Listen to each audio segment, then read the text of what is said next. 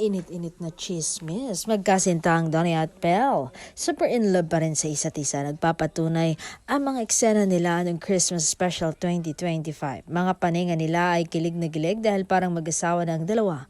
Ang mga galawan nila ay parang 30 years ng mag-asawa. Napapatingin nga daw ang mga kapwa-artista nila sa kanila dahil napapansin nila ay lumalalim at lumelevel up na ang relasyon ng dalawa to something deeper.